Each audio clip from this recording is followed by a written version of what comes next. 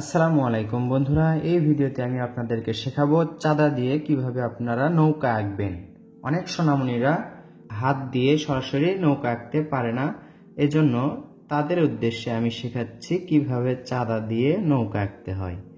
দেখুন, এত দূর পর্যন্ত দাগ দিয়ে নিতে হবে, পুরোপুরি ওপরে যাওয়া যাবে না, এত দূর পর্যন্ত, ওপরে এত দূর পর্যন্ত না।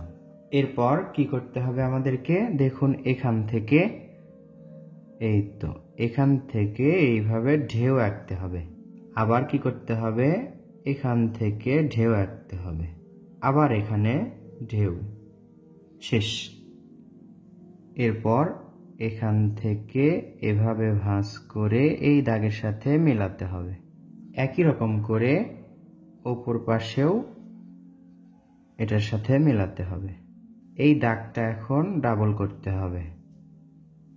এরপর উপরে যে দাগটা আছে এটাও ডাবল করতে হবে। তবে তার আগে আমরা আরেকটা কাজ করে নিব।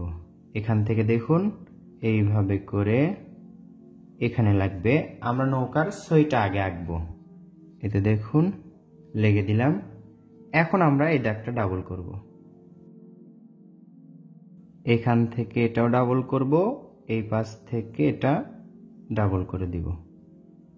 এখন আমাদের কয়েকটা দাগ মেশাতে হবে, সেটা হচ্ছে এই যে এই দাগটা আমরা মেশালাম, এটুকু, এই পুরোটাই আমরা মেশাবো।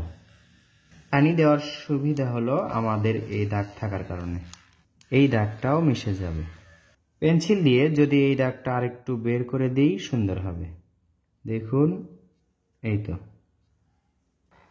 এই তো চাইলে এভাবে দাগ দিতে পারেন, একটু ভাঁজ করে। এখান থেকে এভাবে করে হালকা করে দাগ নেমে দিলে ভালো হয়, কোনোটা ছোট কোনোটা বড়। এবার রং করাও শেষ করলাম। তো বন্ধুরা দেখুন, শেষমেশ ছোট্ট নৌকাটি দেখতে অনেক সুন্দর লাগছে। শিখতে পারলে ভিডিওটি লাইক করুন, প্রয়োজনীয় মনে হলে শেয়ার করে রাখুন। ধন্যবাদ সবাইকে। আসসালামু আলাইকুম।